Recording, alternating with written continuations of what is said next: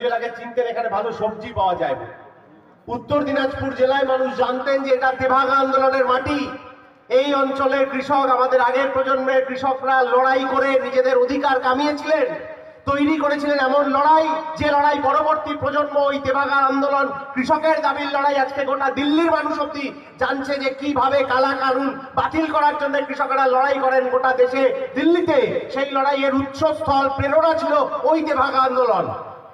আর এখন উত্তর দিনাজপুর লোকে কিভাবে চেনে, বলছে ও উত্তর দিনাজপুর মানে ওই যে এমএলএ এর বউ সার্টিফিকেট জাল করে জেলা পরিষদের ক্যান্ডিডেট হলো। পশ্চিম বাংলার মানুষ উত্তর দিনাজপুরকে এই অপমান দিয়ে চিনবে না উত্তর দিনাজপুরকে নিজের লড়াই আন্দোলন দিয়ে চিনবে, এইটা এই এলাকার মানুষকে ঠিক করতে হবে। আর আমরা আজকে সম্মেলনে উপস্থিত হয়েছি আসলে এইটা ঠিক করার জন্য।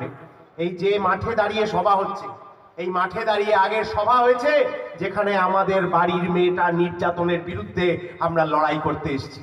আর এখান থেকে কয়েক কিলোমিটার দূরে আপনার জেলার আরেক প্রান্তে ইনসাফ যাত্রা যখন রাত্রিবেলা হেঁটে আসছিল, ওই শহীদ কমরেড মনসুরের শেষ জায়গায় আমরা তাকে শ্রদ্ধা জানিয়েছি।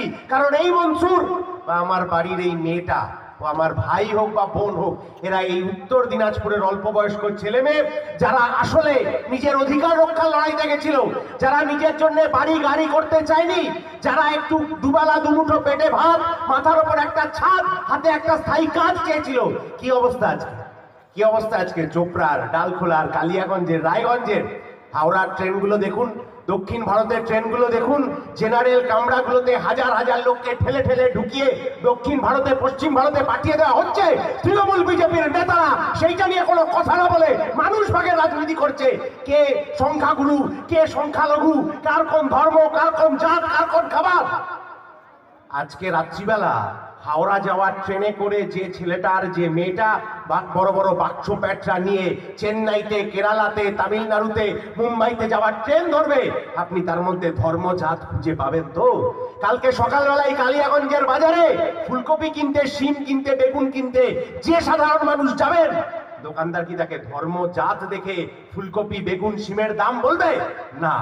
আসলে তৃণমূল আর বিজেপি চায় মানুষের মধ্যে ভাগ হোক, যে কারণে ওরা বাংলাদেশের কথা বলছে। বাংলাদেশের সংখ্যালঘু নির্যাতনের ঘটনা ঘটেছে, হ্যাঁ খুব খারাপ হয়েছে।